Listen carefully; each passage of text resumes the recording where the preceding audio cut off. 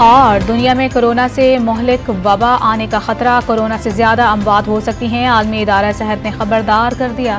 हुकूमत ने तहरीक इंसाफ पर पाबंदी लगाने का जायजा लेना शुरू कर दिया। सब कुछ एक प्लान के तहत हो रहा था। 9 मई को कौन सा जुर्म है जो नहीं हुआ? इमरान खान के घिनौने अज़ाइम थे जो किसी भारतीय के हो सकते हैं, पाकिस्तानी के नहीं। वज़ीर दिफा ख्वाजा आसिफ की मीडिया से गुफ्तगू।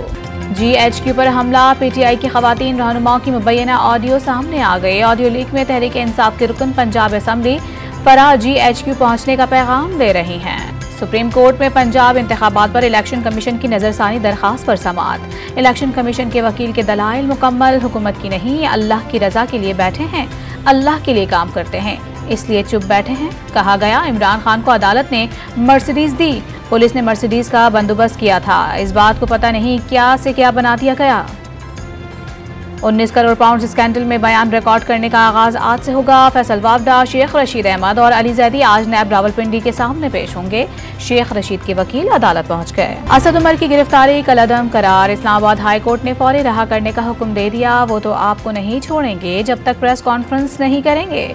जस्टिस मियां गुल हसन औरंगजेब के रिमार्क्स, हम प्रेस कॉन्फ्रेंस नहीं करेंगे, वकील बाबर अवान का जवाब। नई फसल आने के बाद पंजाब की ओपन मार्केट में गंदम की कीमतें क्रैश कर गईं। फीमन कीमत 4,400 रुपए हो गई, कीमत 5,500 से तजावुज कर गई थी। फ्लावर्स मिल्स और चक्की आटा मालकान ने कीमतों में अभी तक कमी नहीं की। पेशावर में आटे की कीमत मजीद गिर गई। 20 किलो चक्की के आटे का थैला 3500 से कम होकर 2700 रुपए का हो गया। फाइन आटे का 20 किलो का थैला 3600 रुपए से कम होकर 2800 तक पहुंच गया।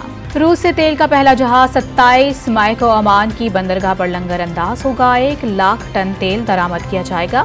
हफ्ते को ओमान से छोटे छोटे जहाजों के जरिए तेल कराची की बंदरगाह तक लाया जाएगा।